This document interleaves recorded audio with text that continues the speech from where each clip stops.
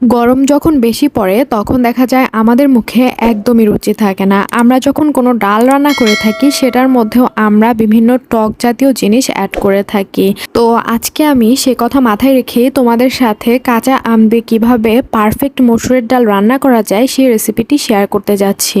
তো প্রথমেই আমি এখানে মসুরের ডাল সিদ্ধ করে নিয়েছিলাম, তাতে আমি দিয়ে দিয়েছিলাম স্বাদ মতো লবণ।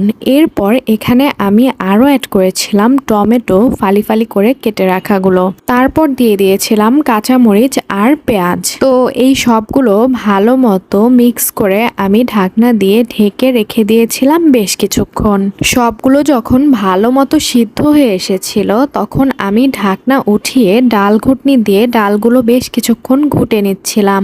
অবশ্যই খেয়াল রাখতে হবে ডালগুলো যেন ভালো মতো ঘুটা হয়, না হলে কিন্তু ডাল আস্ত থেকে যাবে এবং শক্ত থেকে যাবে, যার ফলে ডালটা পারফেক্ট হবে না এবং খেতেও মজা লাগবে না।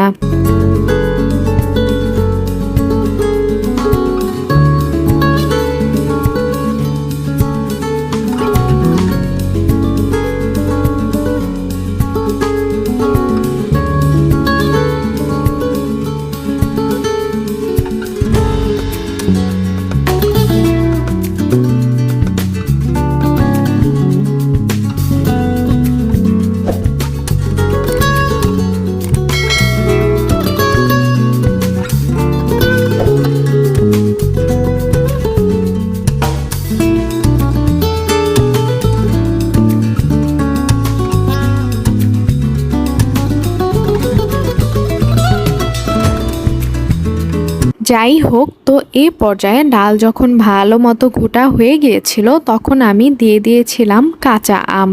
কাঁচা আমটা আমি একদম লাস্টে দিয়ে দিয়েছিলাম। কাঁচা আম দিয়ে কিন্তু একদমই বেশিক্ষণ আসলে নাড়াচাড়া করা যাবে না, এমনকি বেশিক্ষণ রাখাও যাবে না, কারণ আমটা যদি বেশিক্ষণ রাখা হয় সেক্ষেত্রে আমটা গলে যেতে পারে এবং ডালটা বেশি টক হয়ে যেতে পারে। সো ডালের পারফেক্ট টেস্ট যদি তোমরা পেতে চাও সেক্ষেত্রে তোমাদেরকে অবশ্যই আমটাকে পরে দিতে হবে এবং কম নাড়াচাড়া করতে হবে।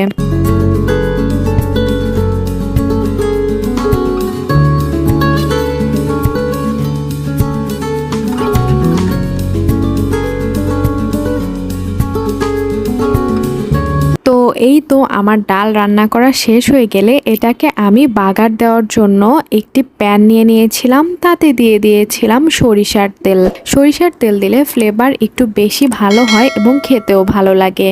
তারপর দিয়ে দিয়েছিলাম শুকনো মরিচ, সেই সাথে পেঁয়াজ কুচি, রসুন কুচি, এই সবগুলো একসাথে দিয়ে বেশ ভালো মতো নেড়ে চেড়ে ভেজে নিচ্ছিলাম।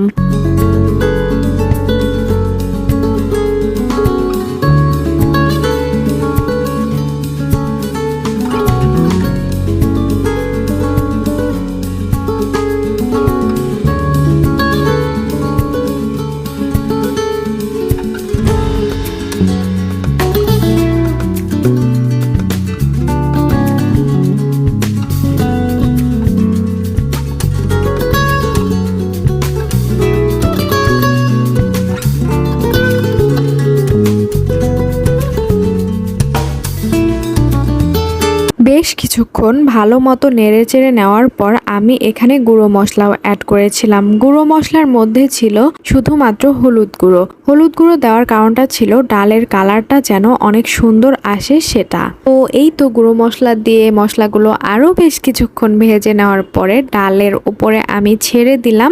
এভাবেই আমি ডালটাকে বাগার দিয়ে একদম ভালো মতো রান্না করে নিলাম। তো এই গরমে কিন্তু তোমরা চাইলে ডাইনিং টেবিলে সপ্তাহে 2-3 বার এই ডালটাকে রাখতেই পারো, কারণ যেহেতু এটা তরল মানে হচ্ছে লিকুইড জাতীয় খাবার, গরমের জন্য কিন্তু আমাদের একটা ভালো একটা মানে কি বলবো রেসিপি হতে পারে। কারণ সব সময় গরমে দেখা যায় আমরা ভুনা তরকারি অথবা ভাজি এগুলো খেতে চাই না, আর সেই সাথে টক টক জাতীয় খাবার এগুলো তো আমাদের গরমে অবশ্যই ভালো লাগে। সো আমার আজকের ডালের রেসিপিটি এ পর্যন্তই। তোমরা যদি আমার চ্যানেলটিকে এখন পর্যন্ত সাবস্ক্রাইব করে না থাকো তাহলে অবশ্যই একটু সাবস্ক্রাইব করে দিও, আর সবসময় আমার পাশে থেকো।